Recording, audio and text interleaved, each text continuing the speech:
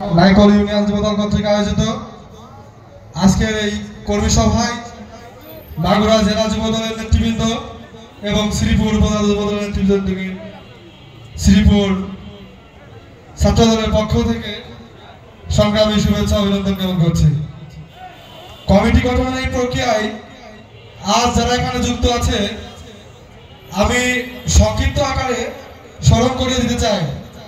শ্রীপুর থানা যুবদলের নেতৃবৃন্দ বিগত দিনে যাদেরকে নিয়ে শ্রীপুরে মশাল মিছিল সহ মাগুরা জেলা যুবদলের সাথে যারা আন্দোলন সংগ্রামে লিপ্ত ছিল এবং শ্রীপুরে জিয়াউল হক ফরিদ ভাইয়ের নেতৃত্বে, শাহ আলম তুফান ভাইয়ের নেতৃত্বে এবং শফিক কাকার নেতৃত্বে অনেকগুলা বিক্ষোভ মিছিল এবং সমাবেশের ভিডিও আছে। আপনারা ওই সমস্ত নেতৃত্ববৃন্দকে নেতৃত্বের পর্যায়ে নিয়ে আসবেন যারা ওই সময় ছিল। আওয়ামী লীগ নিয়ে দল ভারী হবে, আওয়ামী লীগ নিয়ে মিছিল বড় হবে, সেই সমস্ত লোক যদি যুবদলের কমিটিতে এসে যায় তাহলে ত্যাগী নেতৃত্বের